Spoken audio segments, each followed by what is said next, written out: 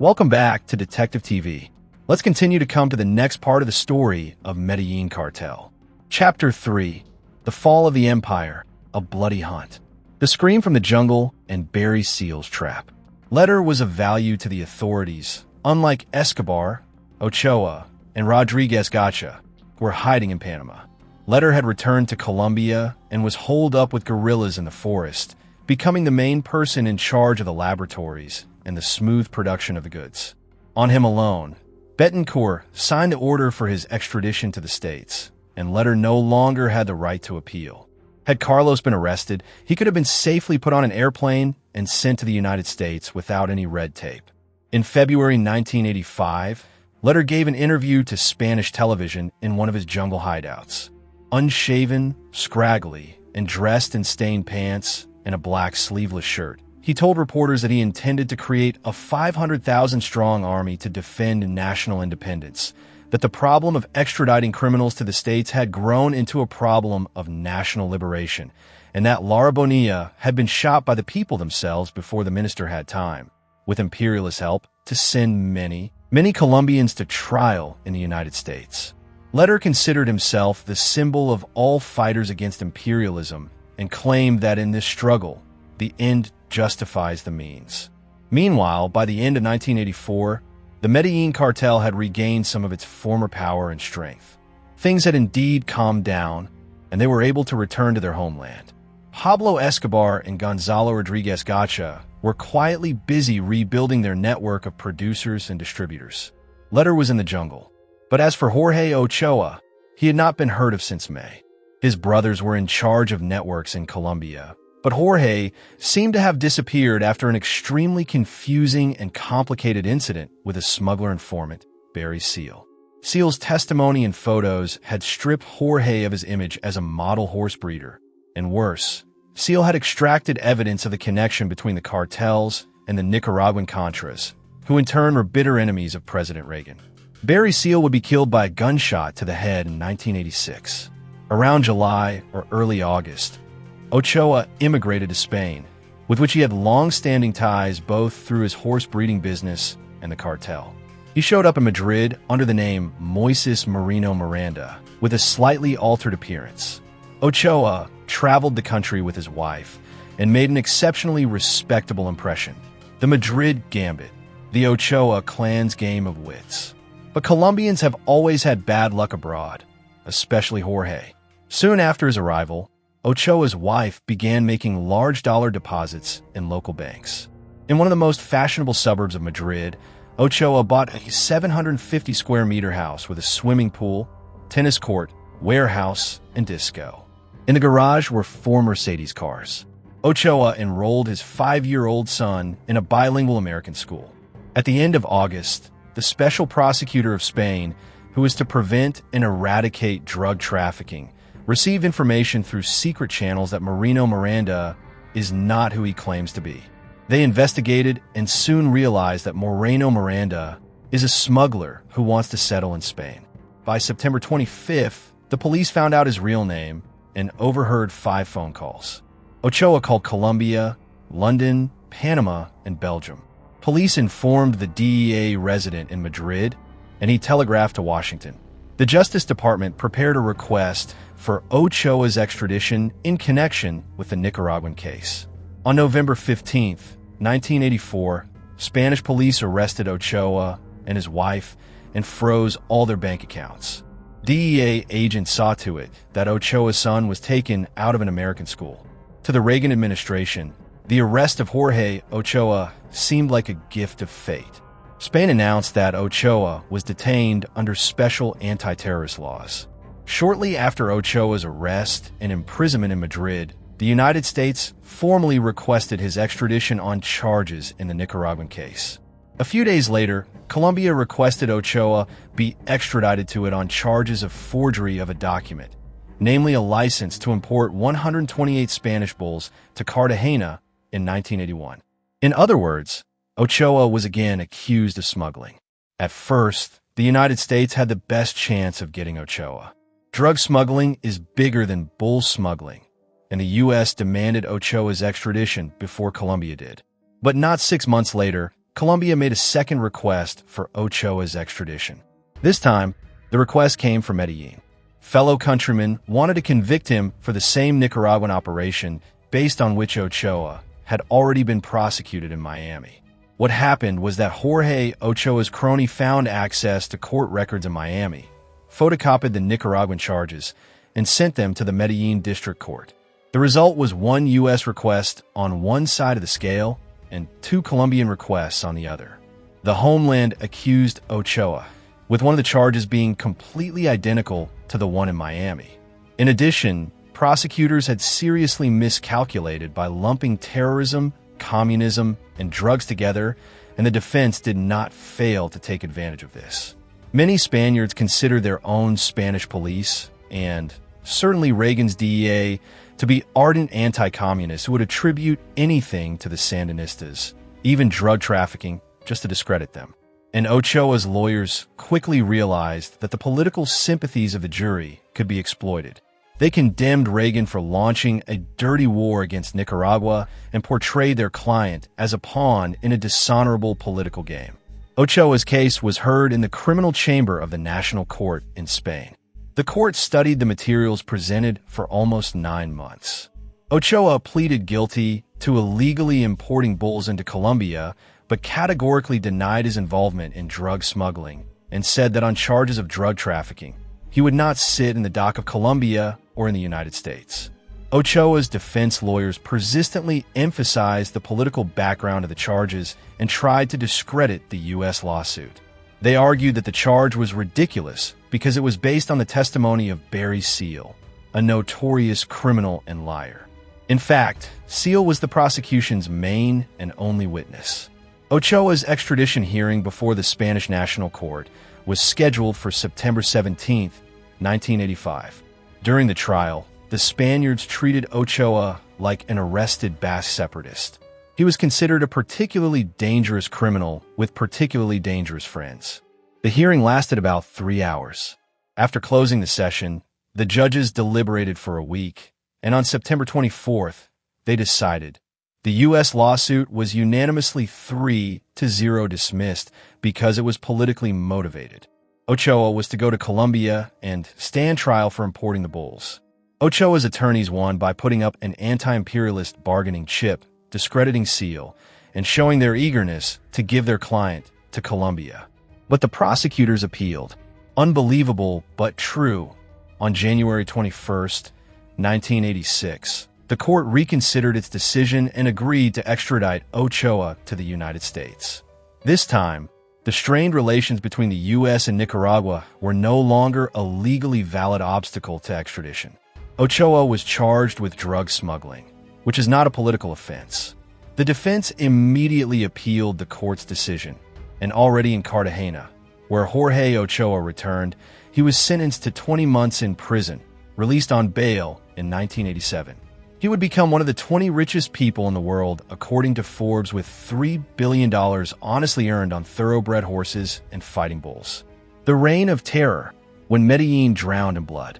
The reunification of the Medellín Cartel was the beginning of a wave of political terror directed at those who would not let the drug lords live in peace. The cartel formed a group called Los Extraditables, which threatened all politicians who didn't want extradition revoked. Car bombs, assassination of judges and police officers, and random victims in the streets swept Colombia. Special among all the inhumane actions is the seizure of the Palace of Justice by M19 militants, the same ones who first kidnapped Martha Ochoa and then controlled the cocaine labs under Carlos Lehder. They were handed $2 million for the attack from the cartel. However, Lehder himself, in his memoirs, denies in every possible way the Medellín cartel's involvement in the takeover of the Palace of Justice. On the streets of Medellín, a war of all against all began, and when the police got involved, a real bloodbath began. Violence in those years became part of everyday life for the people of Medellín. 1986 broke all the sad records. 3,500 murders, 10 every day. The leading cause of death for males between the age of 15 and 40 was murder. Lehder's judgment, the most painful drama. In 1987, Carlos Lehder was finally caught in the jungle. In desperation, he even wrote a letter to George Bush asking for a deal. The hearings on his case lasted 7 months, and they were attended with great pleasure by George Young, who had a chance to get even with his former friend who dumped him. According to Young himself, he testified against Carlos with the permission of Escobar. Allegedly, Escobar himself called him in prison, having learned that Lehder is ready to give up everyone.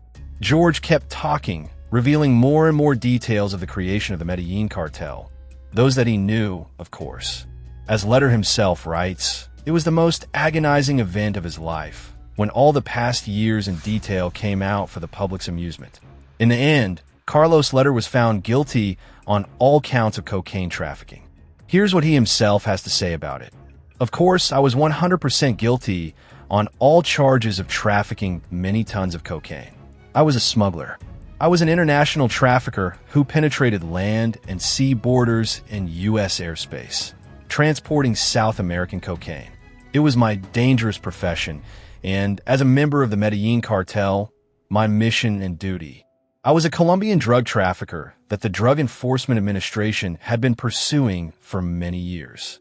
Carlos Lehder was sentenced to 135 years in prison. After a year in solitary confinement, his eyesight was severely impaired. But then, like George, he got a chance.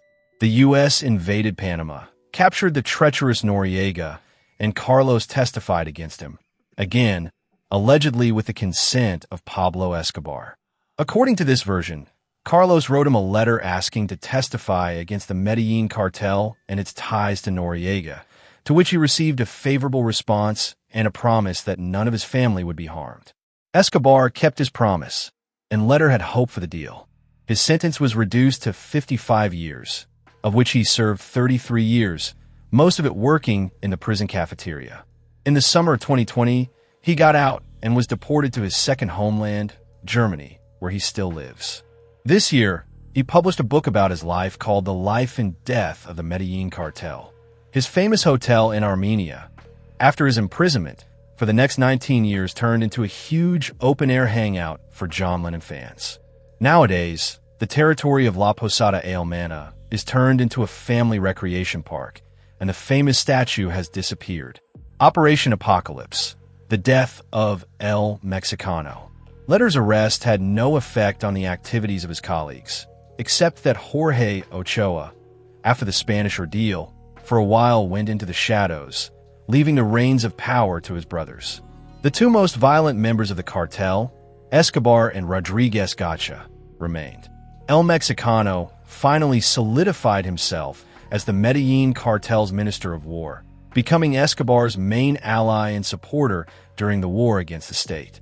By 1989, he had a faction of thousands of armed men, at the center of which was an elite unit of 70 select killers, involved in many bloody episodes, including the assassination of Luis Carlos Galán, a principled presidential candidate whom Gacha considered a personal enemy. Escalating violence led to the absolute climax, the 1989 airplane bombing. Escobar and Gacha assumed that an important political figure would be on board, but he changed his mind at the last moment and survived. The bombing killed 110 innocent people. This incident marked the beginning of the bounty hunt for Escobar and Gacha. In late 1989, Rodriguez Gacha was contacted through an informant, Nav8, the closest man in Gacha's entourage who betrayed his master. He reported that Gacha, his son Freddy Gonzalo, and several bodyguards were in Cartagena. When the police and DEA found out, they sent 30 men from the elite corps to the Air Force Command in Barranquilla. Orders were given to keep 2 police helicopters ready to fly out of the Santa Marta airport. Thus began the military operation with the telling name Apocalypse. On Thursday night, Gacha, who realized he's been figured out, boarded a boat with his son and 5 bodyguards and headed to El Tesoro farm, between Cavinas and Tolu, whereupon the authorities lost sight of him. But thanks to an informant, an aerial search of the area began to find the boat. It was discovered at dawn, but there was a man in it who confessed that he left Gacha at the Tolu farm. The soldiers and helicopters did not notice any movement in the house, but only seized a parked pickup truck and flew in the other direction. At the same time, The pickup truck drove away. The gunfire started. The fugitives rushed in different directions, and Gacha, climbing over a barbed wire fence, almost scalped himself. Then he saw his son being killed. At the same time, he was shot in the leg. The next bullet hit him in the head. The blow was so severe that they had to identify him by fingerprints. There is a version according to which Gacha, having seen his son killed, committed suicide by putting a grenade to his face, but this is no more than a legend. If he had done so, the grenade would have torn off his arm. At Gacha's funeral, several thousand people from his native municipality of Pacho came. But the national love did not prevent grateful villagers from looting his hacienda, Casa Gacha, from which they took absolutely everything and even blew up swimming pools in search of hidden treasures. And in our time, this still strong building was bought by China to open one of the largest embassies in Latin America. The other looted hacienda of El Mexicano, Cuernavaca, today houses a dog shelter, and the director of the shelter tells how after the fall of Gacha, groups of people dug through the neighborhood in search of millions buried in the ground, but no one ever found anything. Legacy of Ashes, the fate of the survivors. After Gacha's death, Escobar became the main and, in fact, the only target of all intelligence agencies. And with his death in 1993, the Medellín Cartel went into oblivion, leaving behind powerful drug distribution networks and a sea of blood, forever going down in history as the originators of mass cocaine smuggling. It remains to be told what became of the Ochoa clan, which, as it were, always remains in the shadows. I already mentioned Fabio Ochoa Sr., the patriarch of the clan, at the beginning.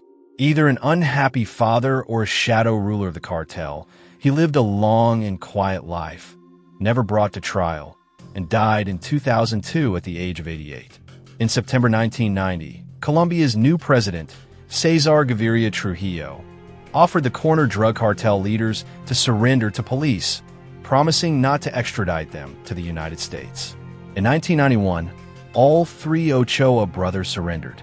After serving 6 years, they were released. Juan David and Jorge Luis settled in Medellín and were never prosecuted again, becoming respectable businessmen like their father.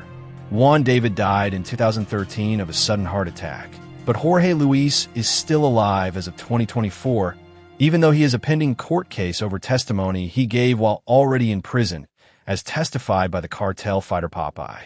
But the younger brother, Fabio, after leaving prison, did not give up hope of becoming a drug lord and began to cooperate with El Chapo and the Sinaloa cartel as a consultant. He shared routes and methods of work, taking full part in the lives of the Mexicans. But as was already the case with the Cuban Alberto Falcon, the Mexicans always leak those who are not Mexicans, no matter how prominent a drug trafficker he is.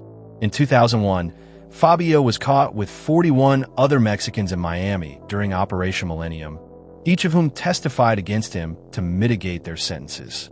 The younger Ochoa received a 30-year prison sentence, which he is still serving. In prison, he discovered a lot of talents. For example, he is working on developing energy from ocean waves and has written a 250-page popular science book that no one wants to publish yet. Fabio Ochoa's estimated release date is September 14th, 2024, should he be approved for another parole application this summer.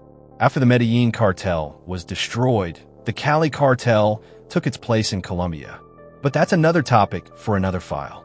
Thank you all for listening and for joining us in analyzing one of history's most complex criminal organizations. Every view from you is a huge source of motivation. The discussion continues in the comments section. Let us know which detail in this case impressed you the most.